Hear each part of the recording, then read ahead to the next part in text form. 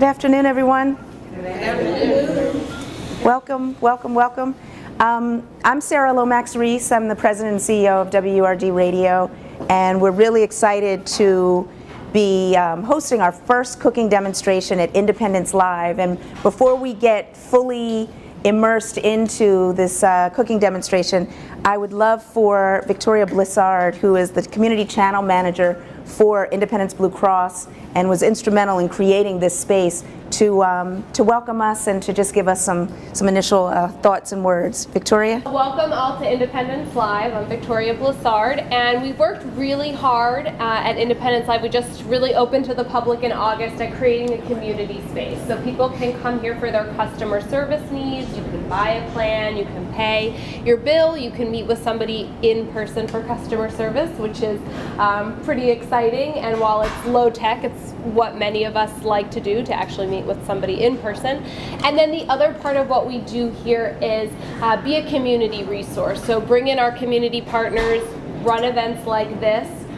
We also have weekly health and wellness programming, yoga classes, meditation, a weekly cooking demonstration that you can register for online or pop in for. We have flyers for that as you're walking out at our front welcome desk. And all of those programs are free to our members. We are open 5 days a week, 8 a.m. to 5 p.m., and we are here for you during those times when you really need some in-person assistance. So welcome, enjoy. So if you're not a member, can you pay to attend? Yes, it's $10 for non-members, which quite frankly is very inexpensive compared to some other health and wellness programs in and around Philadelphia. Excellent. So we're here, and we're very excited that you're here as well.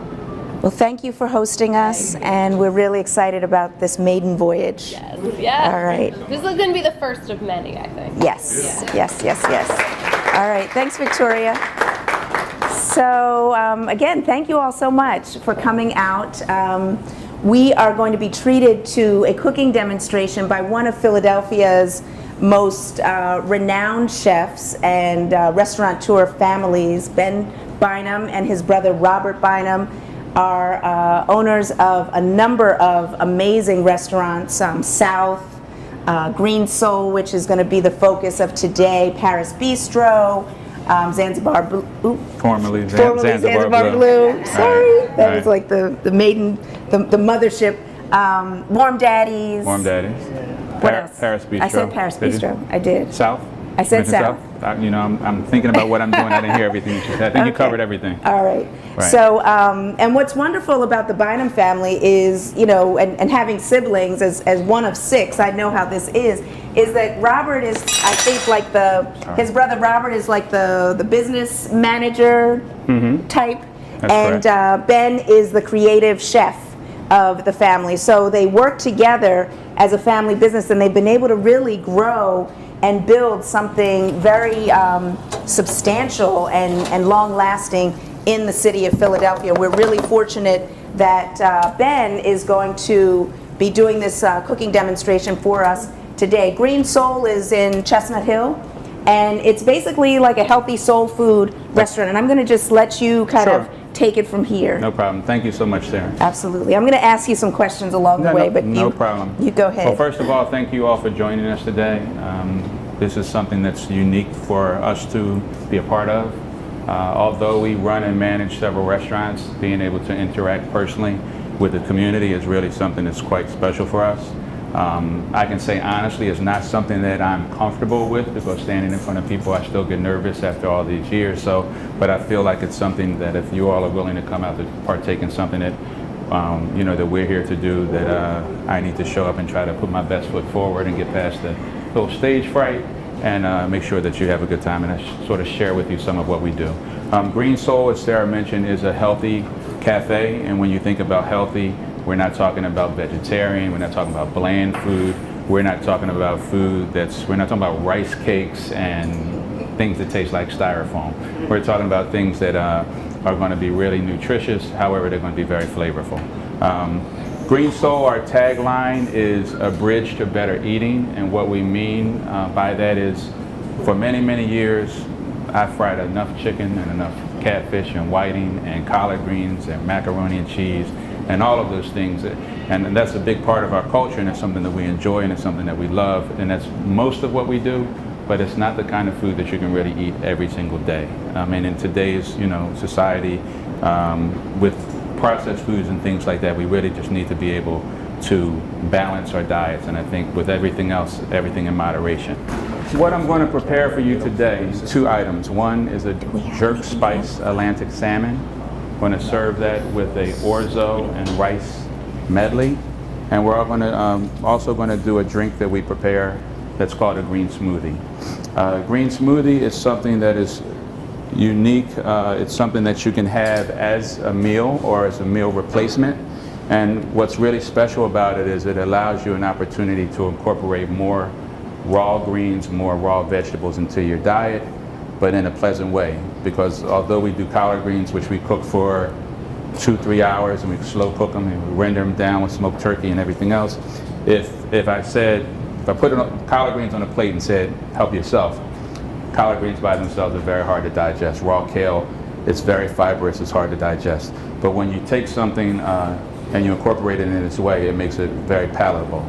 And in terms of difference between making smoothies and juicing, is the fact that a juicer is almost like a digester. So it does what your digestive system does. It separates the fiber from the juice, the live enzyme. So you get the benefit of the vitamins, but the good fiber that you need is cast aside. Now what the green smoothie does and what the blender does is it breaks down the cellular structure of the collard greens, the stems, everything, and incorporates that into something that's really nice so you get the benefit of everything. So today we're going to make some green smoothies and start with that while the salmon's cooking, and then we'll go into the other parts. So you're going to start with the smoothie? Yeah, I am. All right, So, all right. just to give you an idea of what we typically do. And this green smoothie is available at Green Soul? Not only is it available, the green smoothie is one of our signature items. Okay. And you said it's almost like a meal replacement? I know when I drink smoothies, I'm hungry in like an hour. Is that right? People always say that it's a meal replacement. No, it's not. Well, So, I mean, I like the idea, but... Put it like this. If you have it and you try to eat it with a meal, I think that in most cases you're going to be asking for a to-go container to take home with you, because it's going to be a struggle to get through them both. Okay. So for the green smoothie, we use Granny Smith apples. We use Gala apples, the red apples. And I'm sorry, I should show you. Granny Smith, everybody knows, makes the best apple pies that you want to deal with. I'm not using a core, I'm cutting around the core. I see people see I'm just slicing the apple. Make the best apple pies. Well, actually, if you do Granny Smith's, you incorporate some Gala apples, some Red Delicious, but we're not doing apple pie today. So these are the Gala apples. So what I'm doing is taking 2 Granny Smiths, taking 2 Gala apples. We also use pears. I prefer. I can hear it now. Hello, hello, hello. Good? All right. So we're using Gala apples. These pears are called Anjou pears. We're using the pears. Now, why those particular kind? I mean, right now, when I was growing up, you had Granny Smiths and you had, you know, Macintosh or something. Now you got like Gala and you got a million different kinds of apples. Why these 2 types of apples? Well, the Granny Smith is a little bit more sour in nature. The red, I mean, you can choose any apple you like, so you don't need to have a specific type of apple. It's your personal preference. But it's just one is for like sweetness and one is maybe for like tartness, or? Well, most of the fruit, all of the fruit actually is for sweetness, because as you know, the greens can tend to be a little bit bitter. We also incorporate some fresh dates and bananas, and we're also going to use some fresh mango. So, nice. The smoothie actually works out really well when you have a little bit more time to refrigerate it. You have it nice and ice cold. We won't have that option today. The other option is to use ice, which I don't think that there's ice inside the refrigerator. So we're going to just wing it today and let you try it the way it is. So we make these in large batches and we keep them cold at the restaurant, actually going through a machine that keeps them cold. Can I ask you a question about your equipment? You know, because I know chefs, you know, their knives, their Vitamix.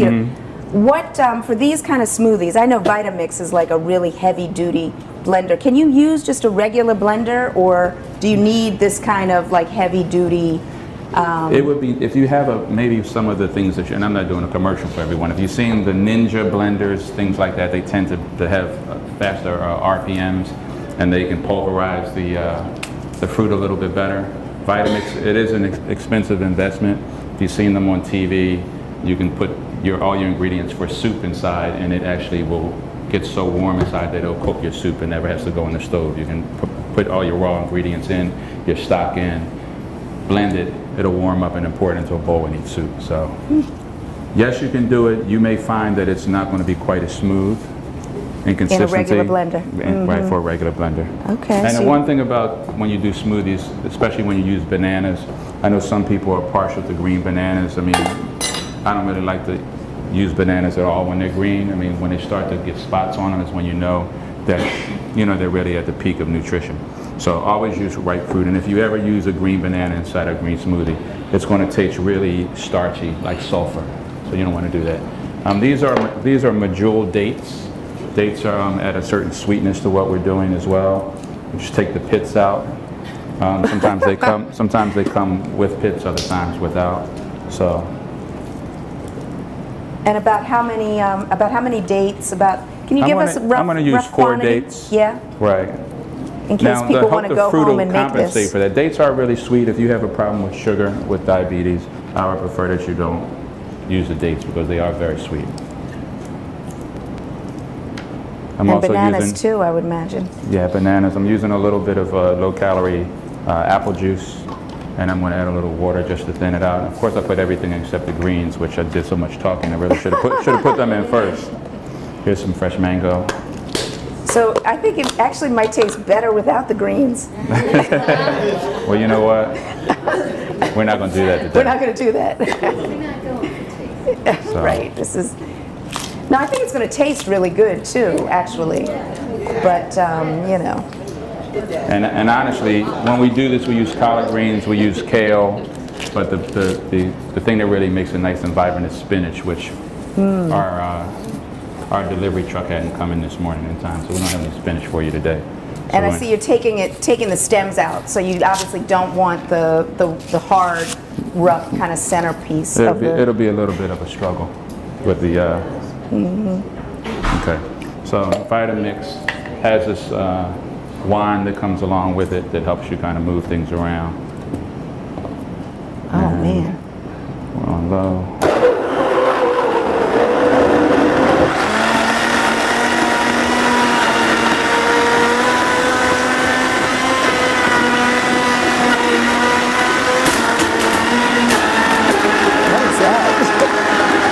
That's a piece of the date that you're hearing. One of the date seeds.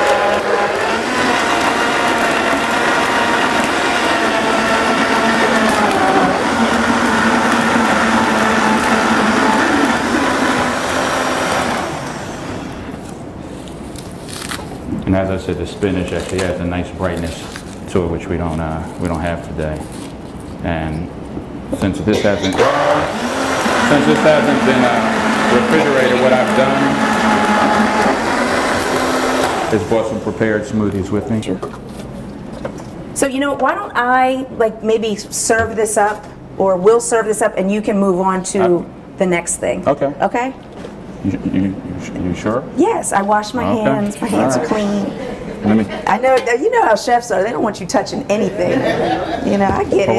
Okay, salmon is one of the most healthy fish that you can eat, largely due to its high oil content. From a healthy perspective, what do you think? It's all right? So you guys won't need to eat the salmon because you'll be full from this, right? There's some things on YouTube like called the 30-day green smoothie challenge. So what they've done is challenge people to try to drink 1 green smoothie per day, and just to see the various health benefits in terms of your skin becoming clear, your eyes becoming clear. You'll find that you have more energy, that you sleep more sound. So I mean, it's something that is the fact that it's green in color. I mean, what we do often with young children, we put them in a cup that you can't see inside and give them a straw and have a lot of fruit and serve them, and they drink them And then we'll do the other situation with a cup like this, and you try to ask a child, here you go, and they're like, no, I don't want to try it. So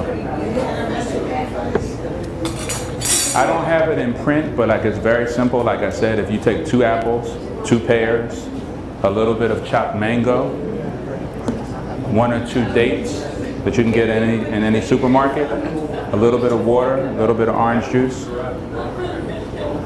1 leaf of collard greens, 1 leaf of kale, good to go. All right? Yes, ma'am. Yes, ma'am. What's that? I don't know. Oh, your car. My car. Oh. Should move. Details. Yeah, sorry. I got here late today, so with the blame it on the NFL. That's what I'm going to do. Okay, do you want some? All right. There's only 1.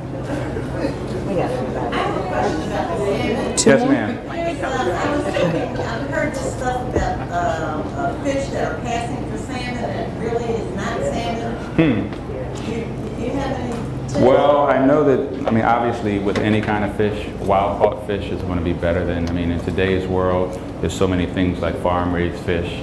I mean, one of the things that I hear often, honestly, about tilapia, that's one of the fish that we should probably stay away from, if possible. Right. But in terms of passing fish along as salmon, I know that there are varieties of salmon and what's done sometimes, depending on where it comes from. If it's Atlantic salmon, it'll be very bright red. If it's Norwegian, it'll be bright red. What they are doing is taking something that's called annatto. Annatto seed comes from the pepper. And some of the salmon, you'll see where it says added color. And that's what annatto is a herb, but they add it to the salmon to give it a color. So when the salmon's the variety that's more pale in color. So I don't know if that answers your question, but. Yeah, do you serve wild? When we can, obviously it's more cost prohibitive. So I can't say that it's always farm raised. Whenever we can get it, we try to get Atlantic salmon that is wild caught. But I can't say that it's not sometimes it's not farm raised. This is delicious, huh? Yeah? Yeah. Feels very, well, I brought a lot of it, so you got to drink some more. Yeah, there we go. Save your cups though, because we're out of cups. That's right. Please don't throw them away. Don't throw your cups away if you want more. Right. So I'm not going to cut this salmon because I have some that's already prepared. But I mean, this is obviously, I think you can see. I mean, it's a nice, large piece of fish. So Ben, what should people look for? We talked about wild versus farm raised, but when you're looking at buying a piece of salmon or seafood in general, what should you look for to know that it's fresh and you know? Well, the first thing you want to do is buy from a reputable purveyor or supermarket. Obviously, if you look at something and it's discolored, it's often been frozen or it's been stored in water or with ice directly on it, which you don't want.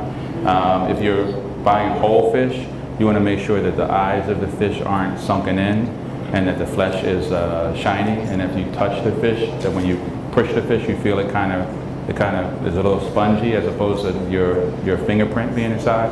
I mean, and at the end of the day, we all know if something doesn't smell good, doesn't smell right, it's probably not right. So, okay. Yes, Beverly. I want to know the difference about it. I was eating fish. I don't really know the difference in why it came about. Farm-raised fish as opposed to regular fish. I purchased the fish sandwich and I noticed I didn't like the texture of it. So my girlfriend said, well, that was farm-raised. But I like the old-fashioned fish that was still on the scale when I was a little girl. The texture is definitely different. Right. So from now on, I'm going to be looking for well, wild caught salmon, I mean, honestly, when it comes to wild caught fish, I'm flipping this board over, by the way, just so you know, so I'm not cutting on the same one. But in reference to fish, whenever you can, I mean, it's best to buy wild caught. But I mean, things are just so different today. It's really challenging. But you'll see wild caught salmon maybe $20, $22 a pound versus something that's going to cost you $7, $8 a pound. So I mean, you get what you pay for, but it's unfortunate today that the food revolution, people are mass producing food, and you can buy a hamburger today for less than you can a bunch of broccoli. So I mean, that's a challenge. So, but that's what the government does. They subsidize a lot of the meat industry, and things like that. So that's why they can charge such a small price for something that's not good for you, as opposed to something that's going to be really beneficial and it's going to sustain life. Yes, ma'am. What's the story on tilapia? Well, I just mentioned tilapia. It's one that I don't think that it's, in terms of tracking it, whether it's coming from China, what they're feeding the fish, the variety of fish. I mean, put it like this, the darker the fish, whether it's salmon or mackerel or anything like that, even bluefish that has oils, those beneficial oils, those omega-3 fatty acids, all those things are going to be better for you than something like tilapia. And whiting, You know. flounder. I Okay. mean, you know, I serve catfish, and I know a lot of people say, hey, they don't eat catfish because it's a bottom dweller. But again, it varies depending on where the product is coming from. So what are you getting ready to cook up now? Well, what I've done is everything that I'm preparing for the salmon sort of has a different texture. Okay. So right now I'm just really trying, because I can't cook wild rice and cook it really quickly, I need to kind of cheat a little bit. So what we're using for the dish is just traditional par cooked rice. Whether you're eating Uncle Ben's or not, I mean, I like it if I have time to cook it. If I don't have time to cook, Carolina long grain rice. Mixed with this is orzo, which I said is a football shaped pasta. So, and this is farro. And where's my farro?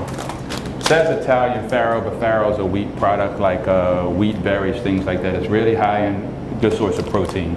So if you don't eat meat, things like farro are going to be really, really good for you. So we got farro, we got rice, we got orzo, and we have wild rice. So trying to incorporate all of these things, and this would have been something that would have been made ahead. And as I mentioned, and I apologize, I did get here late today because of the draft. This would have been served cold. Well, it's not going to be served cold today because it just came off the stove. So.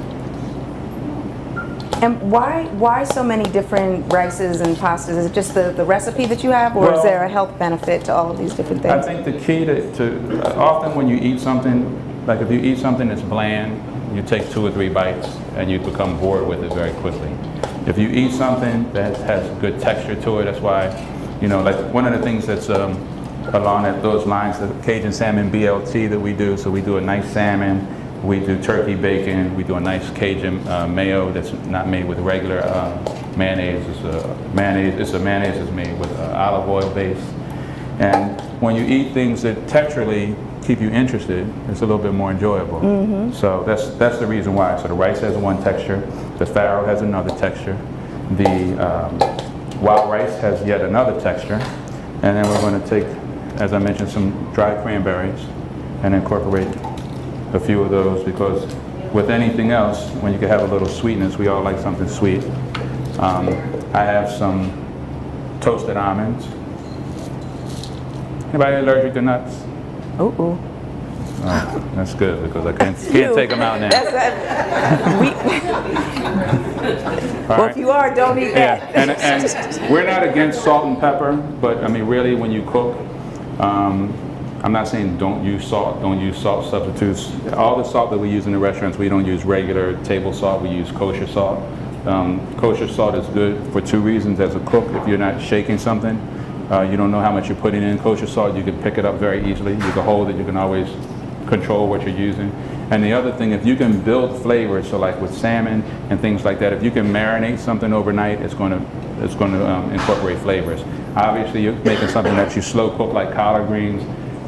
You know, you're going to have to season them to cook them down. But whenever you can add your salt at the end, you know, and one mistake a lot of us do, as soon as we sit down, we reach for the salt and pepper shaker and we put salt on the food before we even give it a try. So that's one of the things that we try to do, that we make sure that we season food and that we season it well, and hopefully, you know, try to make it a habit to start tasting things. If you need to add salt and pepper, I mean, that's what it's there for. Is kosher salt saltier? Because sometimes when I cook with kosher salt, it seems like the food tastes a little bit different. Kosher salt is actually less salty. Oh, really? Okay. And then the other thing I did is I made a nice vinaigrette. So this is made with balsamic vinegar, but instead of, you may have seen it in the markets, it's usually brown, it's from Italy, it's sort of tart and sweet. We use something called white balsamic vinegar. You had a question? What's the difference between kosher salt, sea salt, and Well, I mean, if you can use did you say kosher salt, sea salt, and what was the other one? Well, Himalaya is a type is a type of sea salt. The Himalaya salt is Himalaya pink sea salt. Yeah, it's pink. The other sea salts, I mean, they're very good. They're expensive, but you'll find that the crystals are much larger. So, like in the restaurants at South, when we prepare a dish, like we make a steak or we prepare duck and we slice it, right before it goes out, we'll take the sea salt and just put a couple of granules on top. So when you eat that one piece of meat, that piece of salt sort of dissolves. But you need to be careful overall just how much of it you use, because the crystals are real big. So you said the vinaigrette is, what is it, olive oil, or what kind of oil? Yeah, It's everything that's in here, we actually have the white balsamic vinegar. We have olive oil, we have garlic. Another thing that we use, just again for those folks that may have a concern with sugar, because sugar, I believe sugar is a big problem, so you need to control how much you use. This is something that's called agave nectar. So agave nectar is a sweetener. We use honey, we use agave nectar. I don't really use stevia and things like that. Agave is made from cactus. So this is actually sweeter than sugar, but it fits within the glycemic scale. So if you're diabetic, you can use a little bit of agave, and that's what we sweeten this vinaigrette with. and so it's just oil and vinegar and garlic, right? That's what, and what? And agave. And agave. And a little agave. Mm-hmm. That to me, I think that, we spend so much money on salad dressing, and it's the easiest thing to make. That's true. And you can put a little Dijon mustard. I mean, you can do some really creative things, herbs, spices, stuff like that, and really save money at the same time. Very true. Yeah. So. You're absolutely right. All right. Hey, Ben, while you're stirring that up, can you tell us a little bit about how you got to be a chef? How did I become a chef? I was taken hostage and made to become a chef. No, I'm just joking.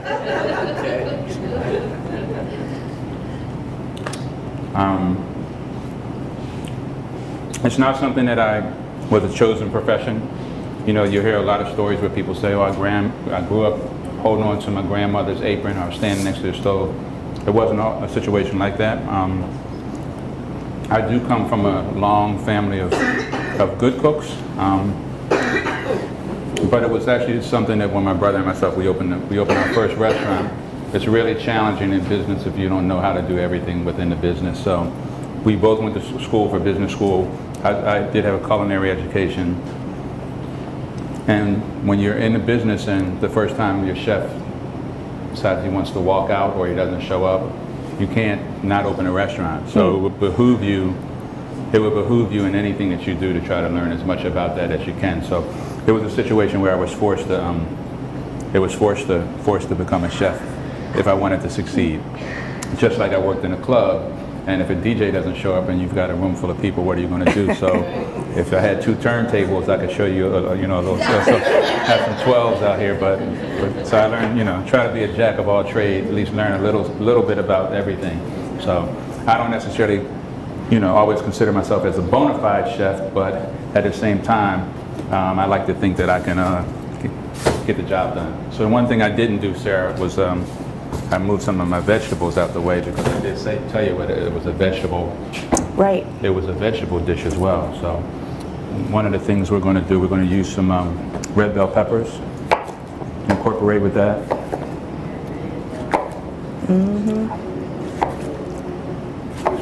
Going to also do some cucumbers.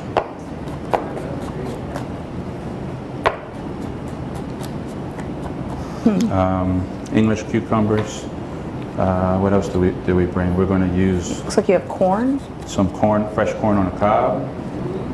Now, what about seasonal eating?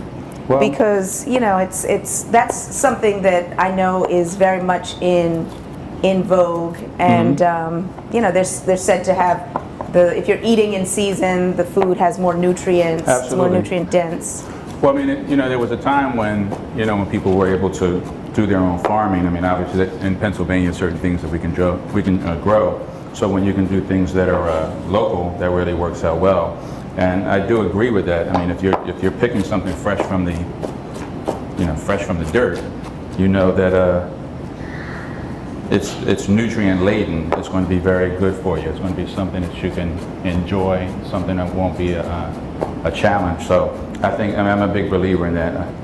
So local produce, there are some good farms in Maryland, like our collard greens and things like that. At a certain point in time during the season, we know that we can get them from Maryland, then it's Virginia, then it goes further and further south as the winter goes along. And with collard greens especially, you notice how the leaves start to get smaller and smaller because you have to harvest them before they freeze, because once you freeze them, it's nothing that you can do. What else am I incorporating in? So I know you all are hungry, so I'm gonna finish this. So Now, they had that green smoothie. They're good. Oh, okay. That was our Okay. appetizer. Does anybody want some more? Because I have. All right, I'm gonna have to do it one at a time because I don't want to get them confused.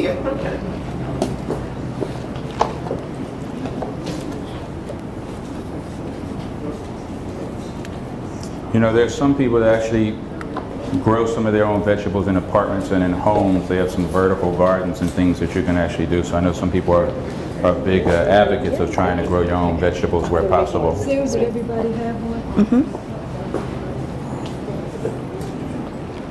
So whenever you can have, I also believe that if you eat through the color spectrum, like if you can incorporate a meal where you have carrots, the orange, you have beets.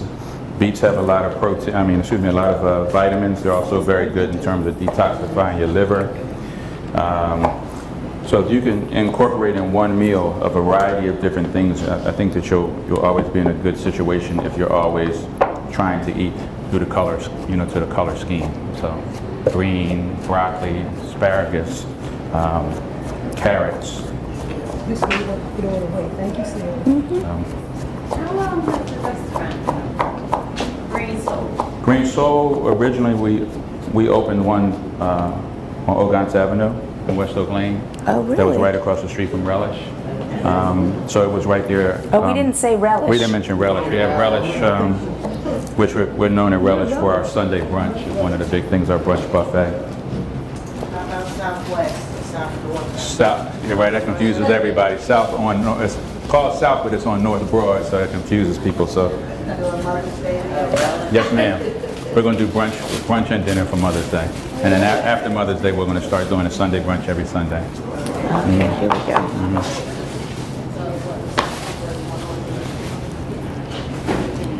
Oops, So I'm it seems sorry. like Philly is becoming quite like a restaurant food city.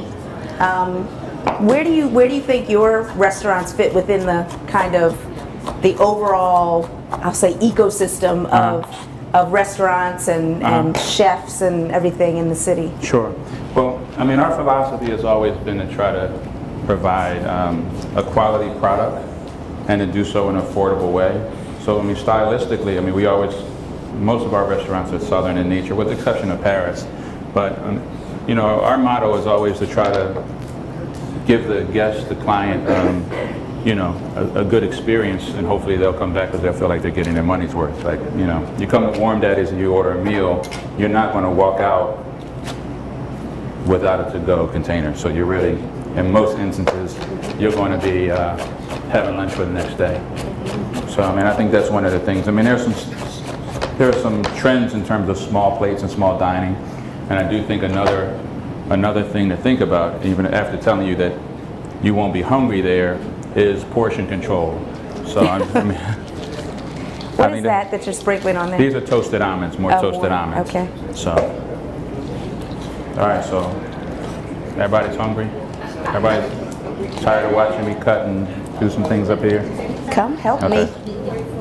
All right. Come help me, ladies. All right, and the last component of what I'm serving with this is, and I'm sorry, I have to keep tasting, Here are the is plates. something As called long as you don't stick that fork back in there. That's all I got to say.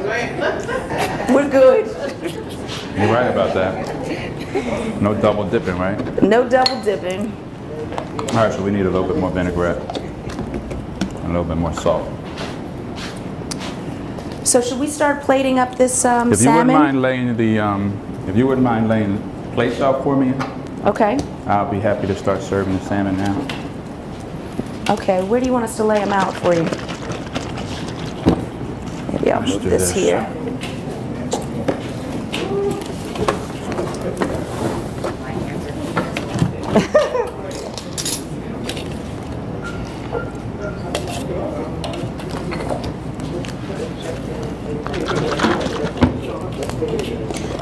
So Ben, do you have another restaurant in mind down the road? I don't. No? Are you No. maxed out? Sometimes you've heard the expression "a glutton for punishment," so I don't really, I don't see anything in the immediate future, and frankly, we don't just go out looking to do more and more places. If opportunities bring themselves about, then we take advantage of them, but we're not necessarily out there trying to push the envelope, at least not right now. Okay. Do you want the salmon? I'm going to flash that in the oven just for a quick second. Okay.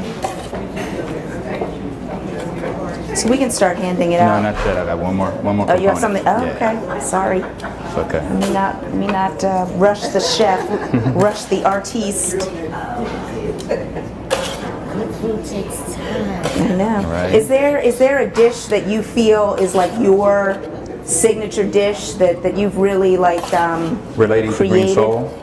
Related to anything? You know what, maybe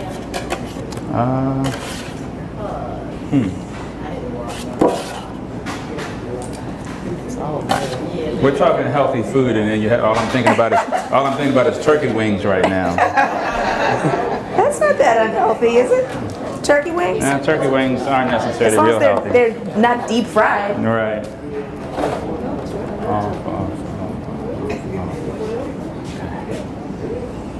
So y'all are getting a feast today, man. Oh wow! Okay, you got to talk about so what this is. This is actually a mango mustard relish. So this is fresh mango, and we use dried mustard seed. Use a little bit of honey, cilantro, scallions. Say that again, please. Fresh mango. Actually, I've got all the ingredients here. I didn't know how we were looking on time. Fresh dried mustard seeds, whole grain mustard, honey, red bell pepper, cilantro, jalapeno. That's really gonna like make it pop.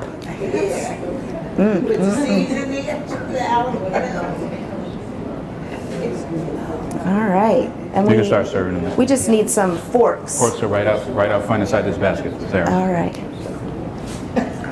I've always wanted to be a sous chef slash server. I'm sorry. Well, we're called.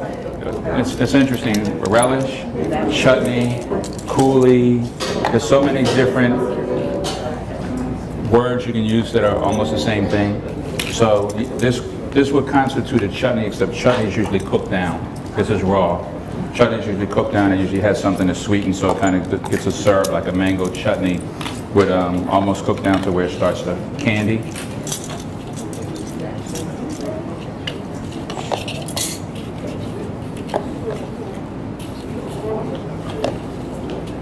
I hope nobody's allergic to fish. If you are, don't eat it.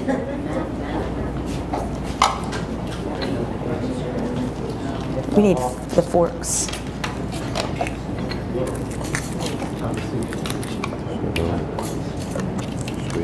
I got it.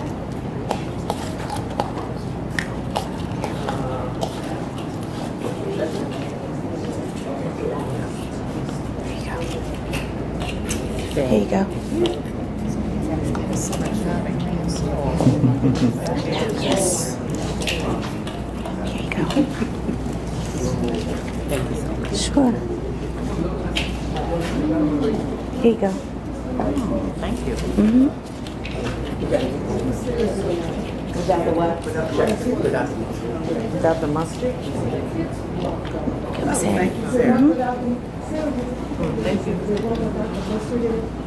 The chutney has the mango has the mustard in it. You don't have to have any, okay.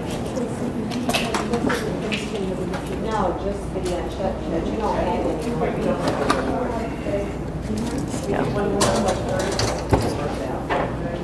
Vince, excuse me.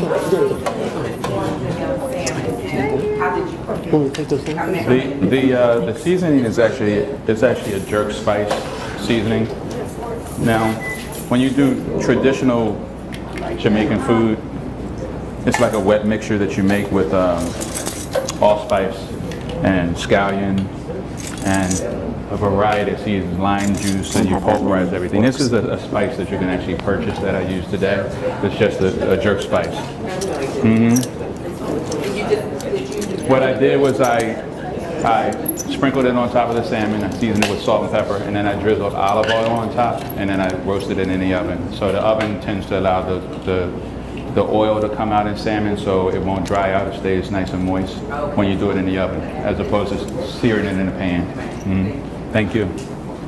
The other thing that's great about salmon is it hardly ever dries out, you know, except for the wild salmon. The wild salmon is dry. I mean, as much as I think it's better for you, the farm raised a lot of times, or the Norwegian or whatever, just seems like it's so much more, you know, moist and oily and right. Well, when you cook salmon, you know you've overcooked it.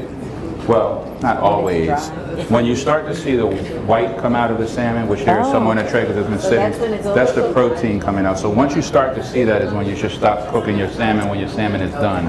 So what's the cook time? What's the average cook time? Well, when you cook anything that you cook, the time that it takes to cook it is in relation to how big the piece is. So if I were cooking the whole side of salmon like that one there, you know, so if you think about 10 minutes a pound, so like these pieces here, I cooked at 375, but they only cooked for about 6, 7 minutes in the oven. They were really fast with their small pieces.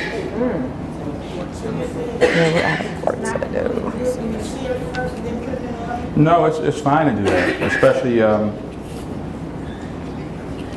again, depending on how big the piece is, but I mean, searing is not necessary for fish all the time. I mean, I really like grilling. We do this grilled sometimes.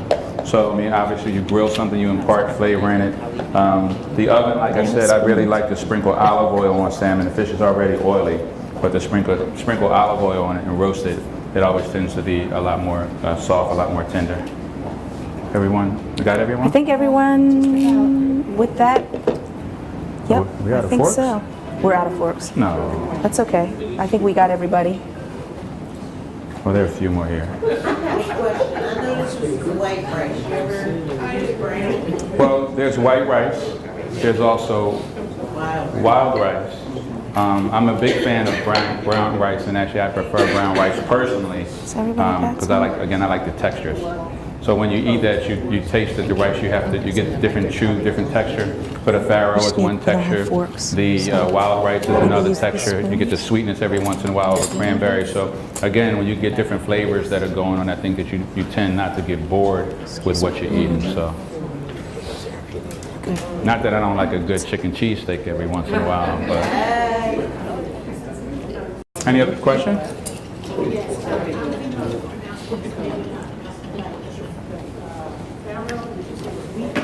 That's correct. Well, honestly, the farro is mild. Like anytime you deal with something that's a grain, like if you're cooking rice, whether it's white rice, and actually we cook this like pasta. You know how you can cook rice different ways. You can put just enough liquid in so when you cook it, it's all evaporated, or you could cook it like pasta. Like I have Jamaican friends that they cook the rice in a lot of water. When it's done, they take it out and let it steam out, and then they season it afterwards. So the farro, you cook like pasta. But when you cook farro, because it doesn't have a lot of flavor, so like if you cook it in vegetable stock or chicken stock, or if you added hot sauce to it, or you added ground pepper, whatever you add, you can influence the flavor of this product by the manner in which you treat it. But it's really good. It's a really good protein. Just like if you don't eat meat, but yet you eat beans and rice together, so that the two together form a protein. So, Ben, this is delicious. thank you. You guys, Thank I you. mean, Thank you. it is really, I mean, and you don't need any salt, I don't Oh, good. think, you know? It's really, Well, I hope really you're well enjoying it. seasoned. Thank you so much. Do you cook at home, or are you like so overcooking? No, my wife cooks at home. Your wife cooks at home. It's nice to have a wife, isn't it? Yeah, yeah. She's cute, sitting right there in the front row, too. Yeah. Good for you. No, actually, I do cook at home, but she's nice enough to cook at home, so I don't have to work at home that often, so thank you. Delicious. Any other questions? You can make one more plate, man. I've got more salmon, and I'm not taking it back, so if anyone would like another piece, you're certainly welcome.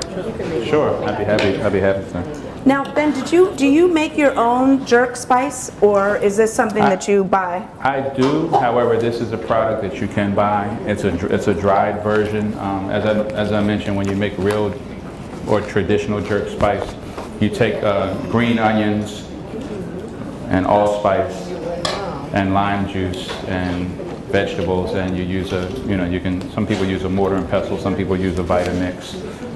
But, so this is a jerk seasoning. It was a purchase seasoning. What's it called?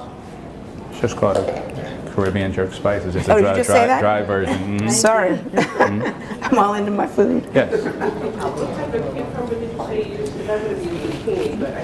You know, and I brought zucchini, and it wasn't up here, so I was going to put zucchini in there. And again,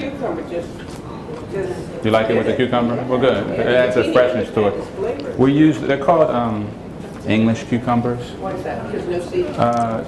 There are small seeds, but you'll see them where they're wrapped in cellophane, usually in the market in cellophane. Right. So they also call them sometimes burpless cucumbers, because the other cucumber is called a Kirby, the traditional cucumber. So what you'll find with those is sometimes those seeds tend to repeat on you. So if you use the other Kirby, you might slice it and take a spoon and scoop out the seeds. Mm-hmm. Yeah. And I have more time? I think that you've cooked and you've demonstrated everything that you said you were going to. Okay. We've tasted, it's delicious. Well, I would have made the mango relish, and I should have set the timer here so I could keep track of time, but I didn't do that. Well, But what I can talk about it a little bit. Yeah, go ahead, talk about obviously, it. we use fresh mangoes. I was just about to show you how to cut a mango. That's one of the things that people often say, or when you do a mango, you see so much wastage at times. So when you look at a mango this way, and then you turn it sideways, this is the way the seed runs. So the seed is this way as opposed to this way. So if you take the mango and you stand it up, you can imagine the seed goes down. So I can slice right along and feel the seed.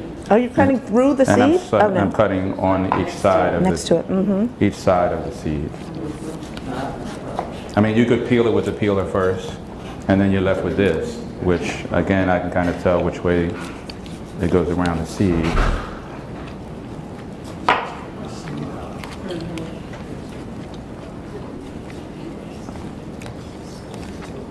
It's nothing worse than having all the flesh left on the mango. I mean, you can still, that's not going to go to waste. And then if you, if you're cooking with a mango, you can cut it into a few pieces, and then you can just very easily take the skin off with a spoon or with a knife, and just cut it off like that. I mean, there are about, if I'm not mistaken, over 300 varieties of mango. Some are green, some are red, some are, some mangoes never really get ripe. The green mangoes are used in a lot of Thai food and things like that. So, Hey, Ben, can I just show what I do with mangoes? sure.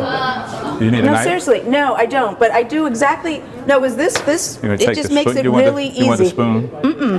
You cut it this way, no, Yeah. and then you take a knife. This is really And sharp, okay, so don't cut okay, through you to take your a hand. knife and you kind of score it, Yeah, I'll show like you that what. way, and then you peel it and you just chop it, like that. I mean, not chop it, but cut it, and it's really, go ahead. It's This really one's not- easy, and then you don't have to like peel each little Right. piece. That's what I This one's do. not super right, but if you do sort of like a Right. crisscross, Yep. And when they're really ripe, you just pop Exactly, them and then open like and then you that. just cut it like that. That's what I do. People use it my as a little tip. garnish sometimes. Sometimes they sprinkle sugar on top and come back with a torch and just brown the pieces. But right then you could just come by, as Sarah said, and just cut these pieces right out. So you've got perfect Yep. squares. And I find that's really easy. You know, it's efficient. Absolutely. And also, if you use a large cook spoon, this is the other one I had that's a perfect oval, that you can use that and just scoop it right out When it's really ripe. when it's really ripe. Yep. So, for this particular dish, as I mentioned, we had the mango, we had the mustard, the honey. If you don't mind, Sarah, I'm not going to go through the whole thing because I realize I don't have enough No, that's bowls fine. and things to prepare it in, but I think you get the gist of how this is prepared. Again, fresh mango, diced red pepper, dried mustard seed, which is what mustard is made from. Mustard is pulverized with water and vinegar, and this is what you use to make mustard. And this is actually a form of grain mustard, where we actually, after you grind them, you put the seeds back inside. So this is more similar to what's called Creole mustard that you see down south. Yes. Is there like a particular place where you get all your foods and stuff from? Is there like a chef's place, or do you just go to like the market? We use a few different purveyors, so we order and they deliver from trucks. We use a company called Farm Mart, Spring Garden Produce, but I mean, the kind of things that we're talking about as well, most of which you can get in the supermarket, and I mean, there's so many neighborhood produce places, like Produce Junction and things like that, and honestly, their prices are so good. You're going to be able to buy peppers in a bag and everything that you need at a really modest price. So they wouldn't be like an ethnic aisle, they would just be like a regular For produce or some of the other spices? some of the other spices. Like the farro, the mustard. The farro you'll find in any of the specialty markets like Fresh Grocer or Whole Foods will have farro. You might be surprised. You may find them in the ethnic aisle. They'll probably be in the aisle where it's pasta. And another thing that's like farro, something called wheat berries. All those things you traditionally find in one of the ethnic aisles. You may have to ask for it. I think one of the goals of this cooking demonstration, we're doing it here at Independence Live, you know, so there's really a health theme to this, what I hope will become a series of cooking demonstrations. And for me, I really think that food and nutrition are really the gateway to health and well-being. Absolutely. And so I'm hoping, you know, in future times we'll have the recipes available so people can Maybe you can take post them them home. online, or we'll have them here. And really encourage people to cook. Sure. You know, I think a lot of times we feel like we're too busy, or you know, we just don't have enough time. But you know, I personally find cooking a creative outlet, and I Sure. find it a grounding experience. I mean, I love to cook. My mother, you know, raised us cooking. Crazy stuff, and so I really appreciate that, and so I think that it's important for us to incorporate that into our lives so our kids see it, and, Sure. and all of that stuff, and it really can establish kind of a foundation of good health. Sure. When you have that relationship with food. And when I'm far from a nutritionist. When you think of, I think it was Plato that talked about medicine, and food is medicine, and medicine is food. And I mean, I think part of what Independence is doing here, obviously, they're here to treat and help those with illnesses, but also to educate folks in terms of it's our own individual responsibility to take care of ourselves through what we eat. Just like anything else, that what you put into something is what you get out. We really have to honor and cherish our bodies and make sure that we're careful in terms of what we do, in terms of how much sugar we intake, how much salt we intake, how much white flour we intake. All of these things that are very enjoyable, but we also need to make sure that nobody's going to look out for us like ourselves. So the onus is on us to make sure that we can try to learn as much as we can do, to try to eat as many fruit and vegetables, and to really try to cut back on some of the red meats and eat the meats that we do eat, that we eat leaner meats, and obviously the things that we want to splurge on, we do that, but everything in moderation. So Excellent. yeah. Well, I want to thank you. That's my pleasure. For our maiden Thank you. voyage. Thank you Thank you so very much, much. Ben Thank you. Bynum.